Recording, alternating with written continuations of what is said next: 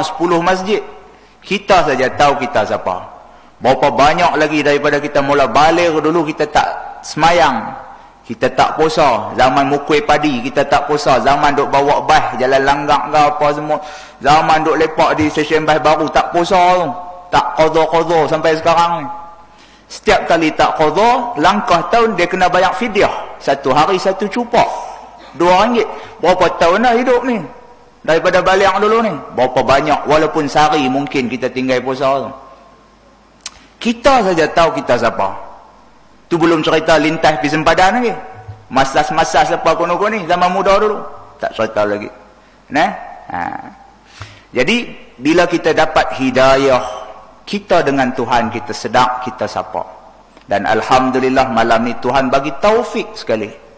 Boleh mai ke masjid, boleh dengar kuliah, dan siapa-siapa yang duduk dalam majlis ilmu, Tuhan ampun dosa dia. Ada malaikat yang duk beratuk berbaris sampai langit ke-7, duk minta ampun, ya Allah ampunlah si fulan bin si fulan dalam masjid yang duk dengar majlis ilmu ni. Dan setiap perjalanan langkahan dia kembali ke rumah dia, diangkat darjat dia.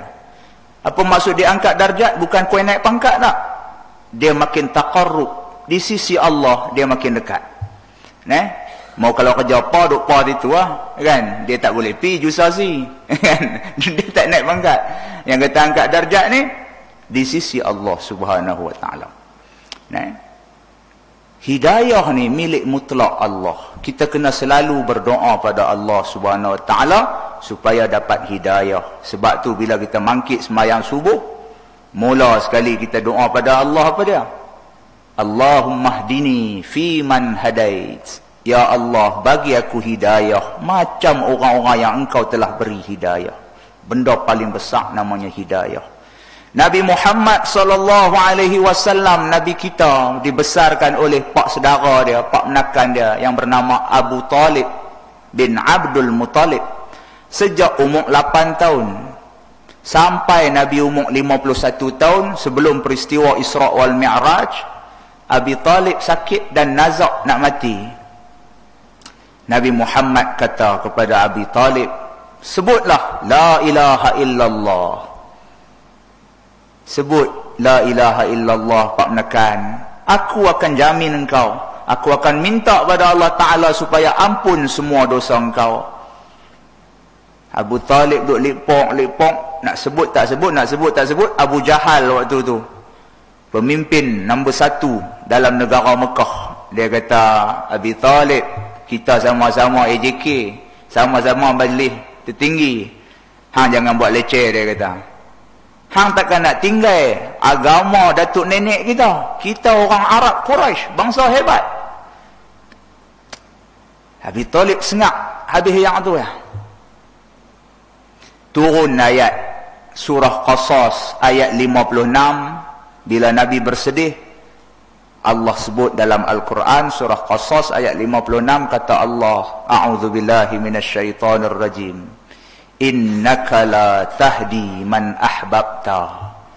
Engkau tidak boleh memberi hidayah kepada sesiapa yang engkau cintai.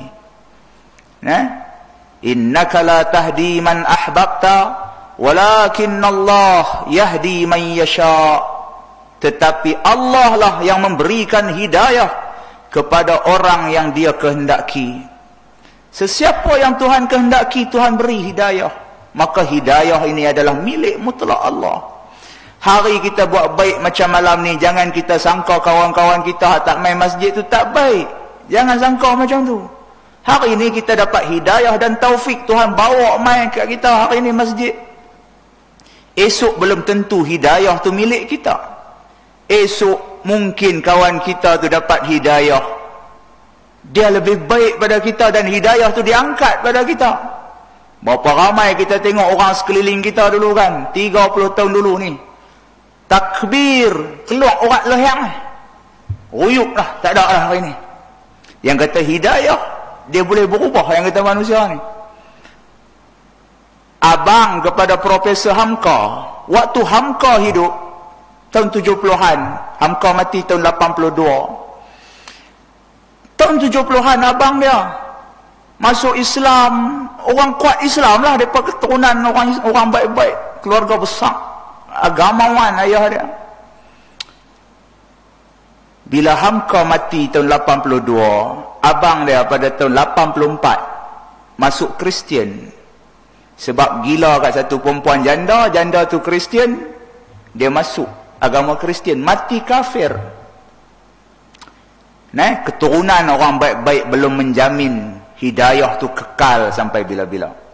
Jadi kita kena syukur banyak-banyak hari Tuhan bagi hidayah dan taufik pada kita. Kita mohon pada Allah supaya teruskan beri kita hidayah dan taufik hingga kita menutup mata. Kerana manusia itu dinilai pada hari akhir ya. Jangan kita sangka orang yang tak baik hari ini tak baik esok. Jangan kita sangka. Kita doa supaya Allah bagi hidayah pada semua manusia. Bukan kerja kita nak bagi hidayah ni. Baik. Apabila dah kita bersyukur pada Allah Subhanahu wa taala, apa yang perlu kita buat? Rasa kehambaan tu makin kena menebal kepada Allah. Jangan kita sangka kata kita yang buat baik. Apabila seseorang dia sangka kata dia yang buat baik, dia akan mula ada satu sifat dalam diri dia, dia panggil sifat ananiyah, sifat keakuan. Dia akan mula-mula daripada ananiyah, keakuan dia tadi ni, dia akan timbul satu benda, nama mula-mula sekali penyakit tu dalam hati, nama dia ujub. Ajabah, ujub. Dia rasa heran kat dia. Aku bagus lah. Aku ni, awak aku ni tau, baik banyak pada kawan lain. Tuhan bagi kat dia taufik, mangkit pukul 3 pagi, boleh duduk mayang tahajud, baca Quran. Dia beralih-balih tengok belah kiri dia, tengok laki dia duduk tidur. Dia kata, aku baik banyak pada laki aku. Hilang terus pahala dia. Kerana dia ujub. Dia heran pada diri dia. Lepas main ujub, dia main kepada yang kedua. Penyakit tu dia kuih berat. Namanya riak.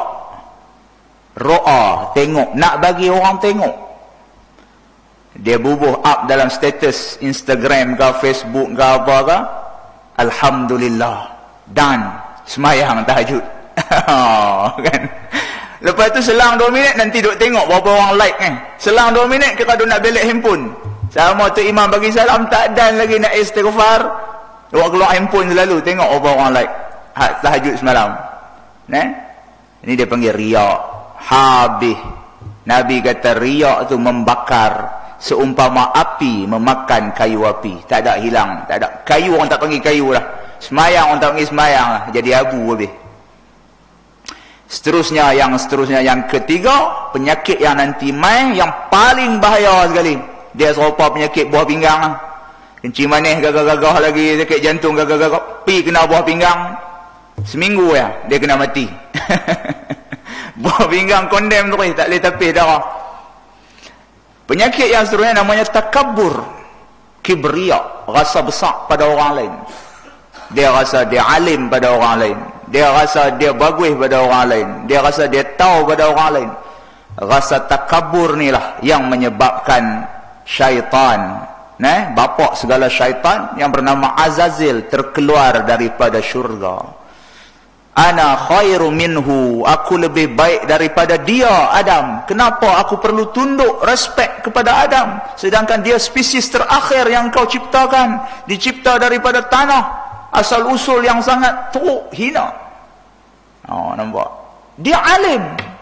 Yang kata Azazil ni syaitan ni alim, ma'rifatullah, dia kenal Allah lebih daripada kita kenal. Kita tak pernah bersembang dengan Tuhan, kan? Dengar ceramah apa sambil duduk tengok jam. Bukan tengok muka ustaz nak, tengok muka jam. Lepas tengok muka jam, tengok muka pintu. Kan? Ustaz Syamsuri dia ceramah sejam setengah. 9:30 nanti mayang Isyak. Saya tak tahu lagi lah, kan? Mau dia panggil lagi, kita main lah. Kan? Mau tak panggil dah, pakai ruyuk ayat tu saya pun. Saya tak buat lagu tu lah. Sebab kita ta'lim macam dia. Boleh gagah-gagah saja. Saya cuba saja. Baik. Jadi, bila takabur, syaitan yang berada di dalam syurga pun terkeluar daripada syurga. Ini kan pula kita yang duduk di luar daripada syurga. Apatah lagi untuk masuk ke dalam syurga kalau ada takabur. Nabi kata orang yang ada walau sebesar zarrah rasa besar diri, rasa sombong, rasa takabur lebih baik daripada orang lain, takkan masuk ke dalam syurga. Wal'ayazubillah. Mudah-mudahan setiap pengajian agama di masjid-masjid dan surau ini merasakan, menambahkan rasa kehambaan dalam hati kita. Tapi kalau kita mengaji agama ni kau rasa baik daripada orang lain, tu yang saya cuba nak abang kan. Kalau kita mengaji ni kau rasa kita bagus dan pandai daripada orang lain, baik tu saya duk main mengaji lah. Mengaji ni untuk rasa kita makin hina. Gantung segala pangkat kita, jusa kita, datuk kita, tan sri kita, gantung di tangga masjid. Masuk di masjid sama aja kita, satu baris sama aja. Ini yang kata manusia. Apabila kita mati, sama saja manusia. Tuhan tak tanya apa pun. Yang Tuhan tanya, ma rabbuka, apa Tuhanmu? Tuhan tak tanya harta kita, ASB dalam akaun ada banyak mana, tabung haji banyak mana. Tuhan tak tanya. Tuhan tanya, siapa Tuhanmu? Aku atau pangkatmu? Aku atau hartamu? Aku atau pemimpinmu? Dalam hidup dulu, siapa yang betul-betul engkau besarkan? Allahu Akbar, Allah lah yang paling besar dalam hidupku. Allahu Rabbi, Tuhanlah pengasuhku. Allah lah pengasuhku. Baik, ini cerita agama. Jadi mengaji ni supaya kita makin rendah diri. Inilah sifat paling besar Nabi kita Muhammad sallallahu alaihi wasallam, iaitu tawaduk, rendah diri. Sebab tu apabila kita solat, kita disunatkan untuk melihat tempat sujud kita. Pasal apa kita sepanjang kita solat tu disunatkan tengok tempat sujud? Kerana disitulah asal kita, iaitu bawah, rendah, hamba saja. Lepas daripada semayang pun jangan lupa benda tu. Kita hamba saja. Tempat kita bawah saja, tanah saja. Kita seperti tanah, berasal daripada hina. Kalau dibebankan dengan seberat apapun ujian dalam hidup, tanah tak pernah bercakap, tidak pernah bunyi. Aduh, tak patut. Kita bubuhlah berat apa atas tanah pun kan, dia sengap saja. Orang tahu apa pun, akhirnya tanah tadi menumbuhkan pohon, dan pohon itu menghasilkan buah yang baik untuk manusia. Ini tanah. Sifat asal kita macam tu. Biar pi orang nak buat apa pun kat kita, tujuan kita hidup ialah untuk berbakti kepada Allah dan kepada umat manusia. Ini ilmu. Yang kata ilmu ni tujuannya akhirnya merasa tanah saja. Daripada tanah, sekarang berada di atas tanah dan akan kembali ke dalam tanah. Itu saja hakikat kita semua.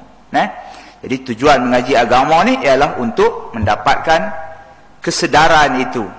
Itu yang kata tauhid. Yang kata tauhid tu rasa macam hari kita dilahirkan. Itu saja.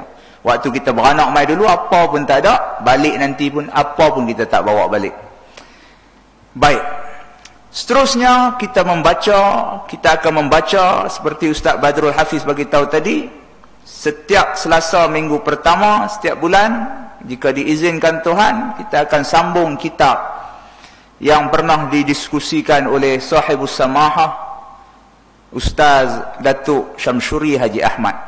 Semua orang kenal, satu Malaysia kenal Ustaz Syamsuri. Daripada umur 26 tahun ceramah waktu duduk mengajar irsyad, lepas tu pergi metrik, lepas tu berhenti kerja, jadi penasihat pelita, kaya-raya kan, sampai jadi ahli tuankuasa majlis fatwa Penang apa semua. Daripada muda ceramah di sini sampai tahun 2019, 4 tahun dah tak baca Bahrul Mazi di masjid ni. Saya dimaklumkan begitulah. Jadi saya ni bukan nak menggantikan Ustaz Syamsuri, tak padan. Saya ni tak layak pun betul-betulnya untuk menggantikan Ustaz Syamsuri. Dia masyhur, dia berilmu, dia lama dalam bidang dakwah. Saya muda saja lagi, bukan ahli dia. Cuma saya gagah saja sebab Ustaz Badrul Hafiz kawan lama saya mengaji di Mata Mahmud dulu, dia minta saya cubalah. Mau gamak tak sedap, habang saya siap. Tak usah duk gagah nak pi bulan kedua, bulan ketiga, tak usah. Saya pun tak ada masalah apa kalau tak terus pun. Tempat lain pun banyak lagi. Tak ada masalah apa. Habang betul punya.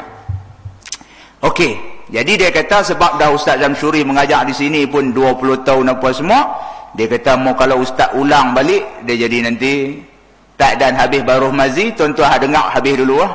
Kan lah pun duk ada 60 dah, 20 tahun pula 80, ai nampak gayat lah. Mau ada pun dia kena prostek kono-kono ni, dia tak boleh main masjid lah. Jadi dia kata terus lah. Jadi kita kena faham dulu Bahrul Mazi ni apa dia. Pertama sekali yang kita kena faham, sebab ni kuliah pertama, bulan depan baru pakai bawa mai kitab lah kalau ada. Kitab ni ada dijual ni di Pustaka Darussalam, dan mudah sekarang ni ada jual di Shopee kan, internet online tu 250 macam tu saja. Dia ada 11 jilid, 11 buku. Bahrul Mazi ni ada 11 buku. Besar-besar ni lah, ada 11. Bahrul Mazi ni kitab apa dia? Betul-betul orang duk sebut, ramai duk sebut ni. Bahrul Mazi ni kitab syarah hadis. Syarah hadis Sahih Tirmizi. Dan cara pembahasan dia tadi ni perbahasan fiqh. Jadi apabila baca kitab Bahrul Mazi ni, dia kena faham dua benda. Satu, dia kena ada asas dulu dalam ilmu hadis. Dia kena tahu sikit tentang hadis ni. Dan yang kedua, dia kena tahu fiqh. Kalau kita duk main baca saja tanpa kita faham macam mana fiqh tu berlaku, dia akan jadi kacau. Okey. Mula sekali dulu, sebelum kita pergi hadis, kita cerita fiqh dulu. Fiqh tu apa dia? Ilmu fiqh tu maksudnya undang-undang. Agama kita, agama Islam ni terdiri daripada 3 unsur, 3 komponen. Yang pertama Islam, yang kedua iman, yang ketiga ihsan. Islam tu physical, external, luaran ni, kulit ni, kita panggil Islam. Tunduk, patuh, menerima apa saja yang dibawa datang oleh Allah melalui Nabi Muhammad. Tu dia punya definisi dia. Al-Islamu huwal inqiyadu wat taslimu wal khudu'u bima jaa bihi Nabi Muhammadin sallallahu alaihi wasallam. Apa hak Tuhan haba, ikut secara luaran, dia panggil Islam. Dalam belum tentu ikut. Islam, ilmu dia untuk dapat Islam tunduk patuh tu, ilmunya fiqh. Ilmunya fiqh.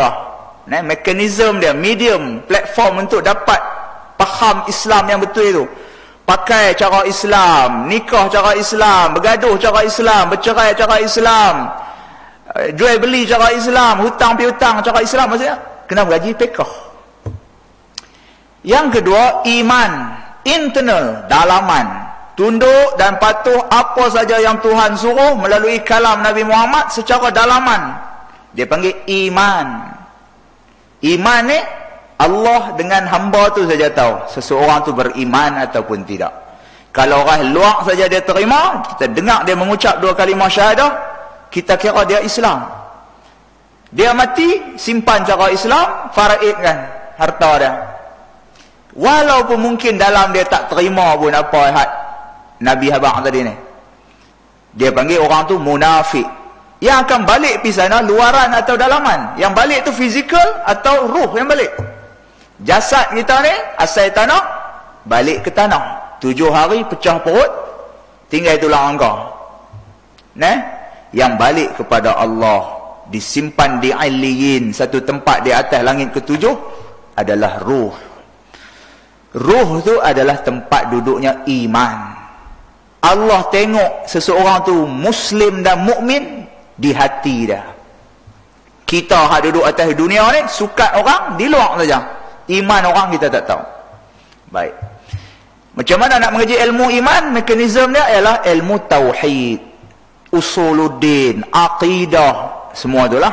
Nama macam-macam, benda yang sama, mentauhidkan Allah, mengesahkan Allah. Komponen ketiga dalam agama kita namanya ihsan, dia panggil, ataupun orang sebut ikhlas. Kita beribadat seperti melihat Allah. An ta'budallah ka'annaka tarahu, Nabi abang. Kamu berbuat baik, beribadat seolah-olah kamu melihat Allah. Ikhlas, ihsannya ilmunya apa? Tasawuf namanya. ilmu menyucikan hati. Ada orang panggil tasawuf, ada orang panggil tazkiyatun nafs. Okey, itu cerita tasawuf. Orang ajak kita hikam, apa semua tu nak cuci hati lah. Jadi fiqh tadi ni Islam. Jadi kitab Bahrul Mazi ni dia bahas secara luaran, maksudnya itu.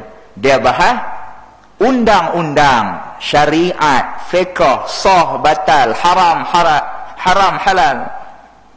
Benda luar ni.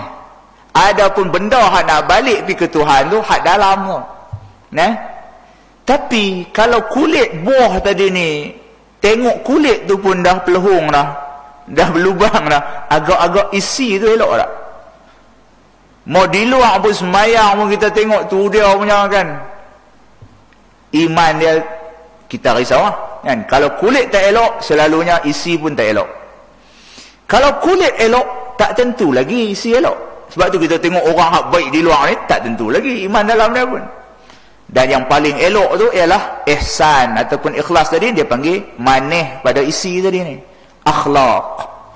Orang yang akhlak dia baik, pasti iman dia betul dan Islam dia betul. Baik. Itu fiqh.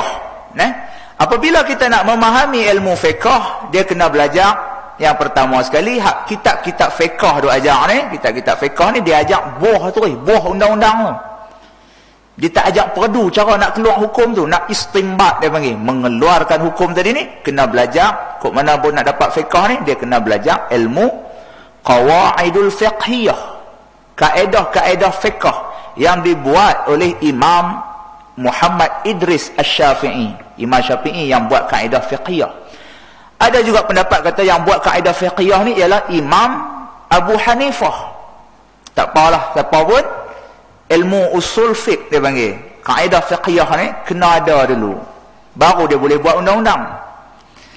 Yang seterusnya dia kena tahu pula, semua undang-undang Islam ni objektif dia hanya 5 saja. Dia pusing kok mana pun dia nak paksi dia 5 perkara saja. Dia panggil maqasid syar'iyyah. Objektif pensyariatan, tujuan undang-undang. Yang pertama, lihafziddin, untuk jaga agama. Sebab jaga agama tak boleh murtad. Yang kedua, menjaga nyawa, tak boleh bunuh. Yang ketiga, menjaga keturunan, tak boleh zina. Yang keempat, nak menjaga harta, tak boleh mencuri, menipu. Lepas satu lagi, menjaga seterusnya, menjaga nasab. Keturunan sebut dah tadi. Nasab, harta, apa dia satu lagi tu lupa. Mula-mula menjaga agama, menjaga nyawa, menjaga nasab, menjaga harta, menjaga akal. Yang kelima, lihifzil aqli, jaga akal, tak boleh minum arak, minum ketum. Jadi semua dalam hidup ni, dalam undang-undang Islam ni, dia pusing dia nak pergi ke empat tu. Pasal apa orang perempuan tak boleh pakai minyak wangi kuat sangat? Pasal nak jaga tadi ni lah, nak jaga keturunan tu. Puncanya ke minyak wangi itulah nanti dia jadi skandal di pejabat, lepas tu nak jadi zina, lepas tu tak tahu anak siapa. Nampak tak? Pasal apa? Semua tu lah kali balik pergi ke maqasid syar'iyyah tadi ni. Macam tu. Tak boleh judi, tak boleh riba. Puncanya nak pergi ke jaga harta. 5 tu ya. Jadi fiqh dia macam tu. Kemudian yang tuan-tuan kena faham, yang saya cuba cerita ni pasal apa? Ustaz-ustaz ni berbeza-beza. Mazhab tu ada tu. Yang seterusnya kena faham, fiqh ni, undang-undang Islam ni, dia terdiri daripada 3 perkara. Punca jadi beza mazhab ni. Pasal Al-Quran tu satu, hadis pun satu. Pasal apa dalam pendapat jadi banyak? Ustaz ni kata boleh, ustaz ni kata tak boleh. Duk tengok dalam YouTube tu kan. Betul-betulnya boleh tak boleh? Orang jadi celaru. Kerana apa? Kerana fiqh ni berdiri daripada 3 perkara pula. Dia punya berbeza tu kerana 3 pasal. Yang pertama, fiqh ni berdiri kerana dia panggil sumber, nas dia tu. Nas fiqh ni, dia tak berubah-ubah. Nas tu Al-Quran dan hadis tu tak berubah. Dia kekal. Tapi dia pasal apa? Yang kedua tu dia panggil waqi'. Waqi' maksudnya reality. Keadaan tu berubah. Dulu zaman dulu kita pakai di Malaysia ni fiqh Syafi'i, pakai fiqh Syafi'i dalam bab nak awak keluar zakat. Bila mai zakat fitrah, semua orang awak pergi cari beras. Makanan asasi penduduk tempatan. Mazhab Syafi'i kita kena awak keluar beras tu. Bila mai masa berubah, mau bagi beras kat orang, dia kena makan bubuk. Sebab orang tak menanak lah di rumah, semua beli kedai. Orang miskin pun tak mau beras lah. Waqi' tu berubah. Kita pindah mazhab, pakai pendapat Imam Abu Hanifah. Imam Abu Hanifah kata pakai nilai kepada makanan asasi tu, nilai beras. Kita pun bayar duit sekian-sekian. Jadi waqi' itu berubah-ubah, nah. Ada hari kita boleh berkawan dengan orang kafir, ada hari kita tak boleh kawan dengan orang kafir. Nanti orang fikir pasal apa? Dulu kata boleh lah, tak boleh lah. Puncanya waqi' berubah. Ada hari kita boleh pegang orang perempuan, ada hari tak boleh pegang. Anak orang kita tak boleh pegang. Kita pergi minta kepada dia akad nikah, boleh pegang pula. Kan? Anak orang kita tak akad pun, kita tak boleh pegang. Tapi ada waktu ketika kita boleh pegang. Lalu-lalu tengok-tengok ada satu perempuan duduk dalam lombong, tolong. Mau tak tolong? Lihifzi nafs. Untuk jaga nyawa tadi ni. Kalau kita tak selamat, dia mati. Balik maqasid tadi, terjun ke yang ni. Bila naik atas dah, tak boleh pegang balik lah. Mau duduk gagal pegang, dia haram balik. Nampak tak? Harus dan haram tu dia berubah ikut waqi' dia. Jadi orang di Malaysia dengan orang di India tak sama lah hukum dia. Tak boleh pasang semua orang sama, faham tak? Orang di Kelantan, orang laki-laki pakai kain batik harus boleh. Tapi orang di tanah kita Kedah ni, laki-laki pakai kain batik tak boleh, haram. Tasyabuh dia panggil, menyerupai perempuan.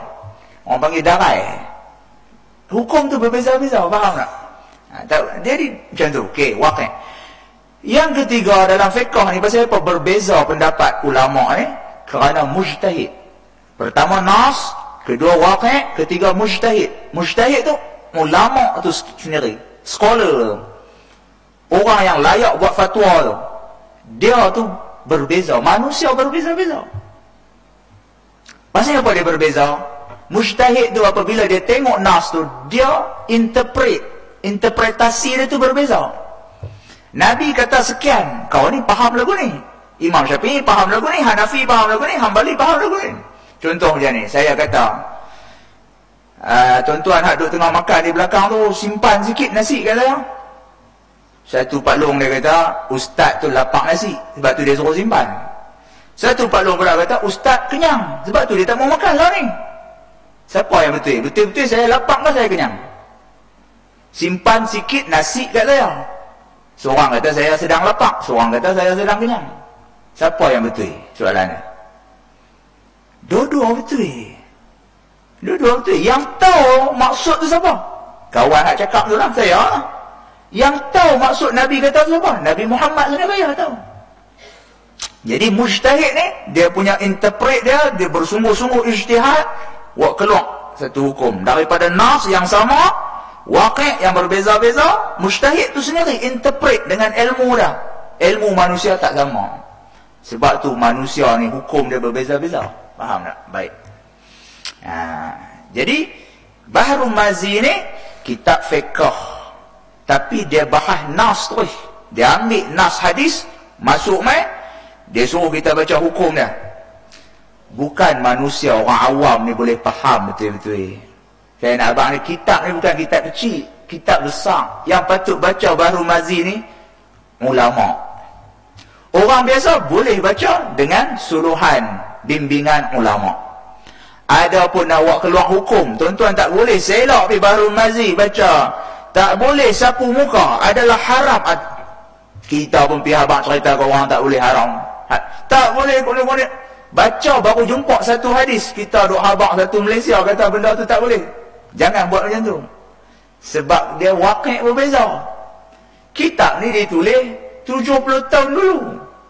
Yang kata penulis kitab kita ni, Muhammad Idris Al-Marbawi ni, dia beranak di Mekah tahun 1892. 1892.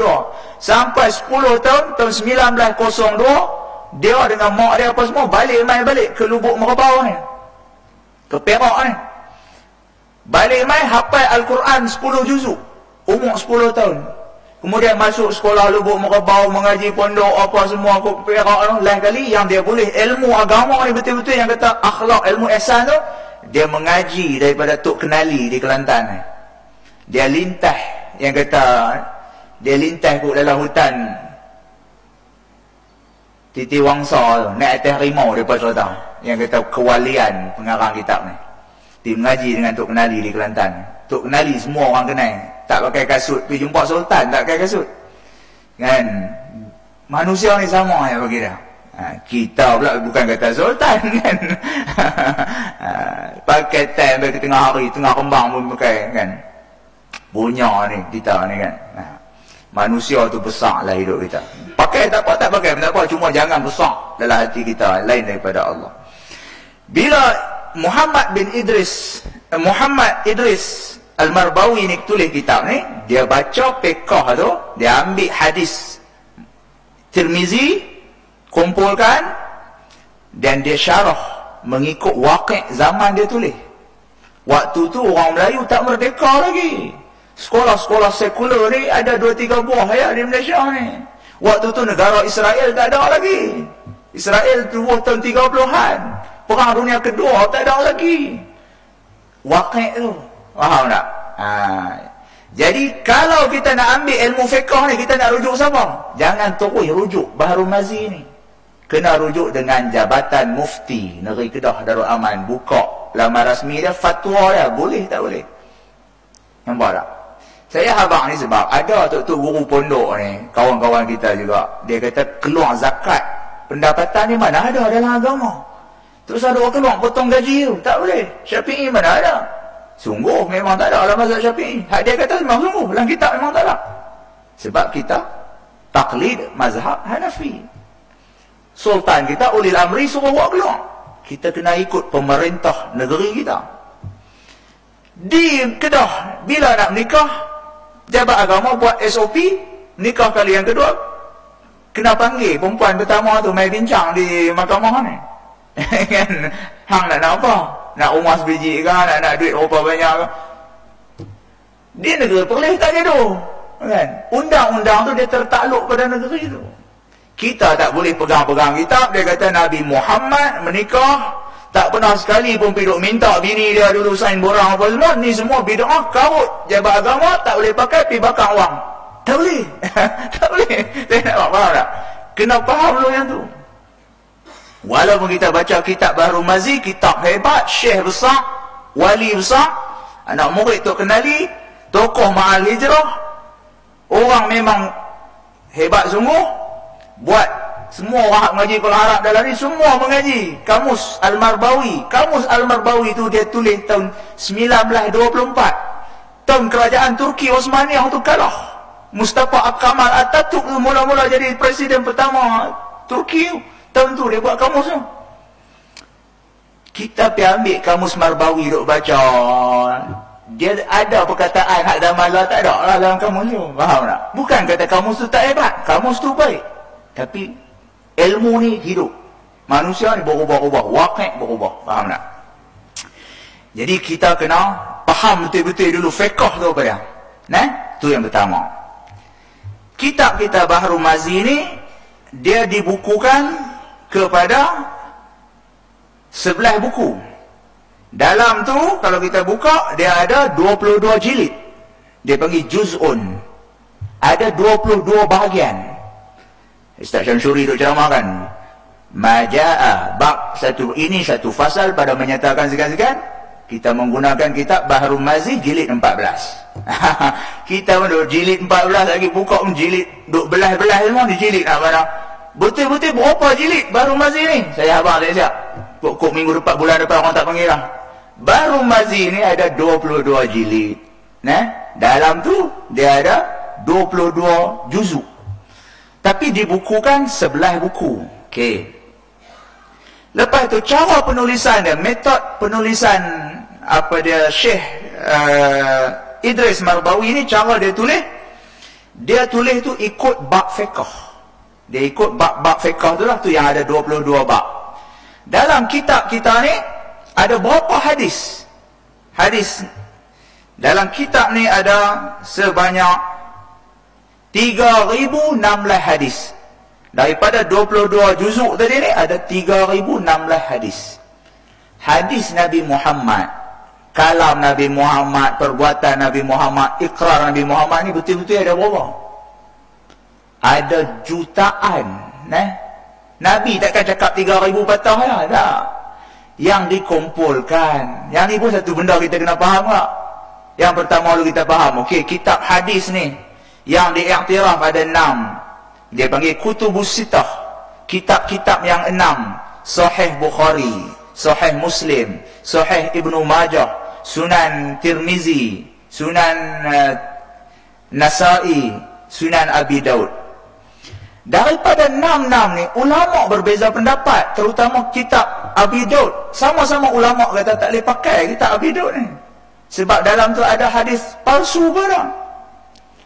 Yang betul-betul semua orang yakini sahih hanya 2. Dia panggil sahihain.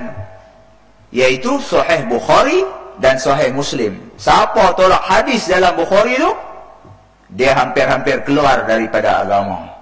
Kan? Bukhari dan Muslim. Okey.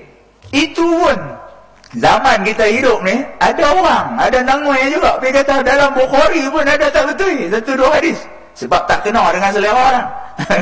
Dia jenis tak bagi orang sembahyang, baca Yasin malam Jumaat, tak boleh duduk. Ada yang tak kena dengan dia, maulid Nabi apa semua, dia kata dalam Bukhari pun dia kata ada hadis. Palsu. Ada cerdik pada Bukhari pun ada, yang kata orang Malaysia ni kan. Ilmuwan Islam kata 2 sahih ni sahih, Bukhari dan Muslim. Yang lain tu memang berlaku i'tirad, pertembungan, ikhtilaf. Imam Bukhari mengaji hadis, dia hafal daripada dia kecil sampai dia tua 300,000 hadis berserta sanad apa semua. Daripada 300,000 tu ada 100,000 saja yang sahih, 200,000 lagi tu hadis palsu. Daripada 100,000 hadis yang sahih dituliskan, dibukukan dalam Sahih Bukhari tu, hadis dalam Sahih Bukhari ada lebih kurang 7,000, 8,000 hadis ya. Pasal apa ada 7,000, 8,000? Tak habaq betul-betul jumlah tu.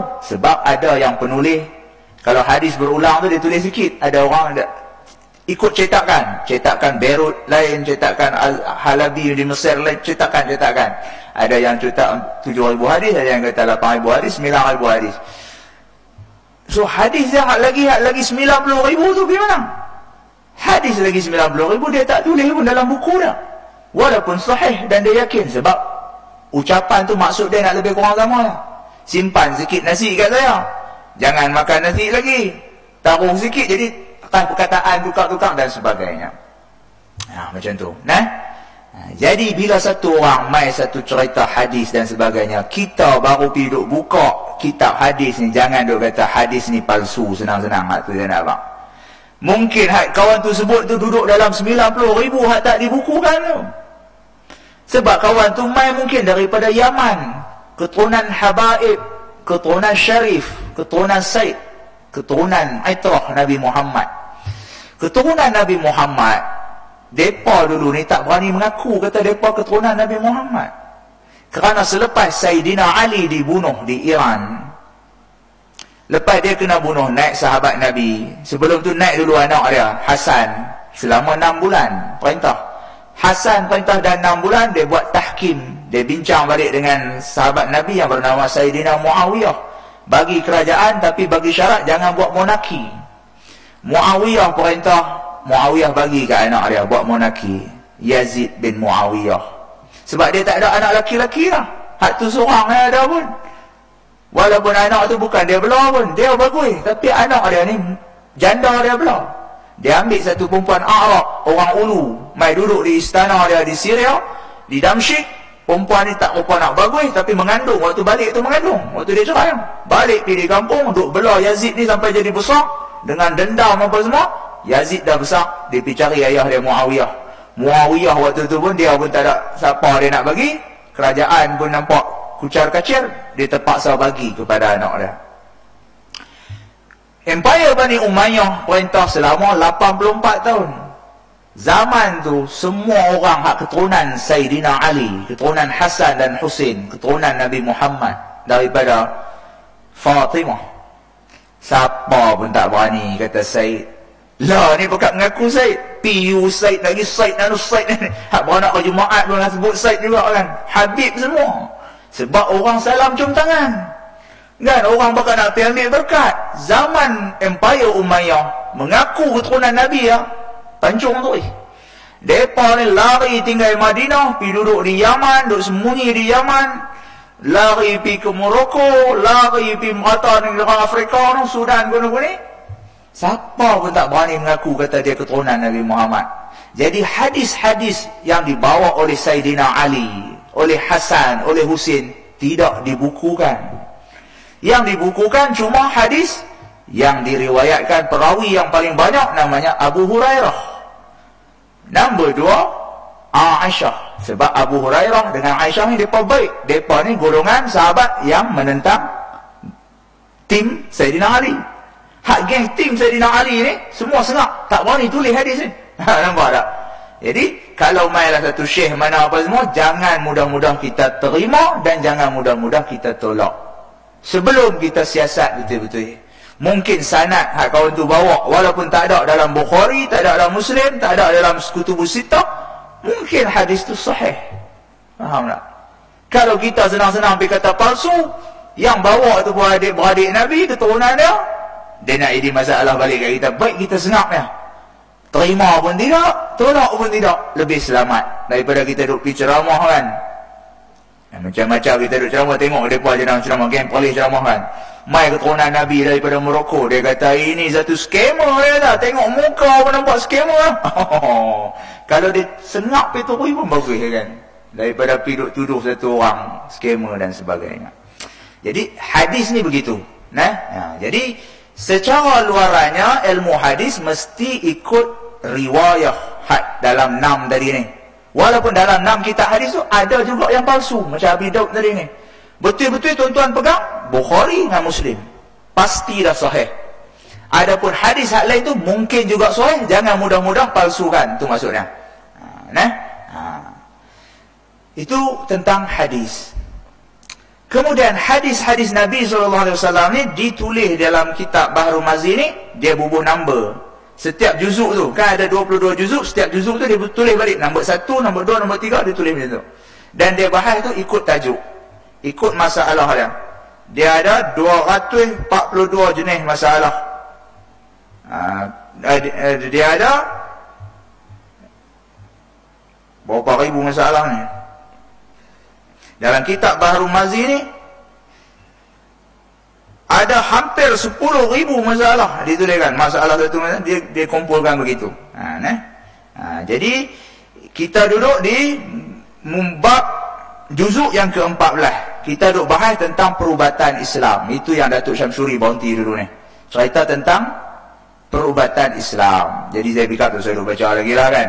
Ustaz Syamsuri kalau tuan-tuan ingat 4 tahun dulu, tahun 2019 dia bounty satu tajuk. Dia doa kat Hasan dengan Husin. Nabi baca, Nabi pi kat Hasan dengan Husain. Muka surat 81. Muka surat yang Datuk Syamsuri bounty dulu ni, muka surat 79. Kan, kalau tuan-tuan buku yang ke-7, juzuk yang ke-14, muka surat 79. Nabi Muhammad cerita, dia pi kat Hasan dengan Husain, dia letak tangan atas kepala Hasan dan Husain, dia baca ayat. Nabi baca apa? U'izukuma bi kalimatillahi tammah min kulli syaitanin wa hammin wa min kulli ainin lammatin. Lepas tu Nabi habaq doa ni Ibrahim pernah baca kepada Ishaq dan juga Ismail. Jadi aku pun baca kat Hasan dan Husain. Penyakit supaya Tuhan elakkan daripada kena penyakit, terutama penyakit ain. Orang hasad, dengki, dia tengok kita, dia akan kena penyakit. Jadi tentu kita duduk bab tu, nanti kita mai pula ni kita sambung cerita pasal ain. Bab maja'a annal aina haqqun wal ghasal laha. Bab menceritakan tentang penyakit ain adalah benda tu betul-betul berlaku dan cara mandi untuk buang penyakit ain. Muka surat 81. Mai pula lah kita baca. Cuma poin malam ni yang kita dapat ialah Islam tu kita kena faham betul-betul. Islam, iman, ihsan. Kita mengaji undang-undang ni untuk bagi betul macam syariat Nabi Muhammad, tapi yang betul-betul nak bawa balik tu ialah iman. Iman kita tu yang kena betul-betul percaya dan yakin kepada Allah. Jangan luar ayat semayang, tapi hati tu juga kena semayang. Jangan rokok dan sujud di luar, tapi hati tu tetap sombong. Semua agama ni ialah untuk membawa kepada ihsan. Kita punya mengaji agama semua ni nak ikhlas kepada Allah. Itu saja. Kemudian kita kena faham fiqh tu berdiri kerana apa, objektif dia, dan jangan kita mudah-mudah berhukum dalam agama kecuali ahli dia. Kerana kita tak tahu nak faham nas dan tak faham waqi' reality. Kemudian ilmu hadis tu pula dia ada satu ilmu yang sangat luas. Jangan jumpa satu hadis kita duk pergi hukum orang lain. Kita tak tahu Nabi cakap tu tahun bila. Nabi cakap di Mekah. Rupanya benda yang berlaku ni di Madinah. Waktu di Mekah Nabi tak bagi orang pakai cincin. Haram Nabi kata. Waktu di Mekah tahun ke-6 Hijrah, lepas peristiwa Hudaibiyah, perjanjian Hudaibiyah, Nabi sendiri pakai cincin. Dia dapat nasihat daripada Salman Al-Farisi. So, bila kita jumpa hadis haram pakai cincin, jangan duk pergi kata kat satu kawan, hang pakai cincin, tak boleh. Ilmu ni sangat luas. Jadi, ada orang dia tahu, ada orang tak tahu. Bukan semua ustaz tahu. Serupa penyakit doktor lah juga. Kan, doktor ni secara umum dia tahu lah. Tapi dia ada pakar-pakar tertentu. Bukan jangan duk pergi buat kata ustaz saja semua tahu tak. Terutama sekali ilmu faraid. Yang kedua yang paling payah ramai ustaz tak tahu, ilmu haji. Kalau dia tak pergi buat haji. Yang ketiga ialah ilmu haid. Haid orang perempuan ni jarang ustaz betul-betul cakap. Kan? Dia kata makcik kering tak pergi mai pula. Ustaz tu pun kata payah-payah, dia kata 15 hari mau kalau dia mai masa mana pun dia kira haid. Tak, jawapan tu tak betul. Dia ada waktu nakak dia. Waktu berhenti dia tu dia kena kira pula 24 jam guna ni. Saya tak payah. Jadi saya nak abang ambil agama ni kena ambil daripada orang yang betul, yang ada authority, yang faham betul-betul. Jangan kita main ambil saja pada agama, dan jangan kita mudah-mudah tuduh orang lain tak betul. Kecuali kita betul-betul faham tentang agama kita. Yang baik daripada Allah, yang lemah dan yang kurang tu daripada kelemahan dan dosa-dosa saya. Mudah-mudahan Tuhan bagi taufik, Tuhan bagi hidayah pada kita, supaya kita dapat meneruskan pengajian ilmu hadis yang dinamakan Bahrul Mazi ni, kerana untuk dengan niat satu saja, iaitu untuk lebih kenal Nabi kita Muhammad sallallahu alaihi wasallam. Apa hasrat dia, apa keinginan Nabi, apa pesanan Nabi kita Muhammad kepada kita semua. Baik.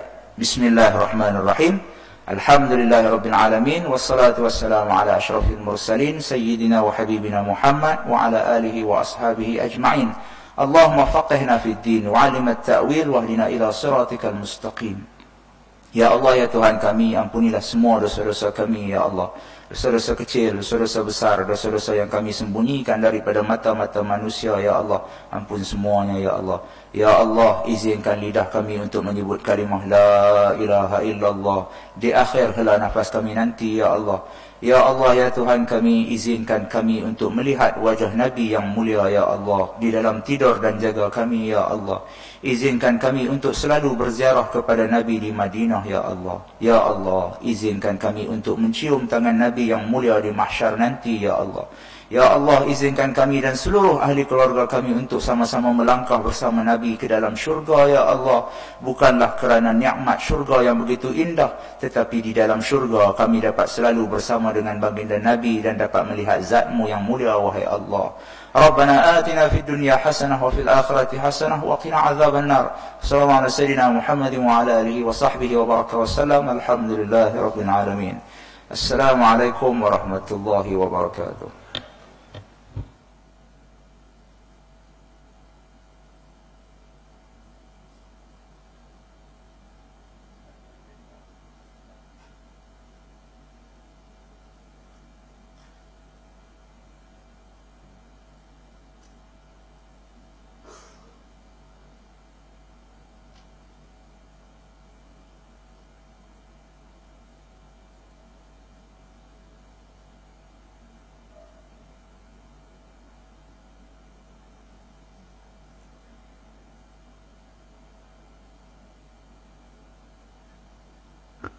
اللهم صل على سيدنا محمد.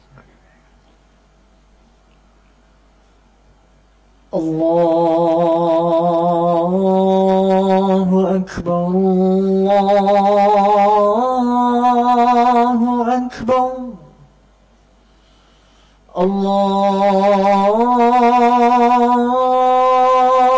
أكبر الله أكبر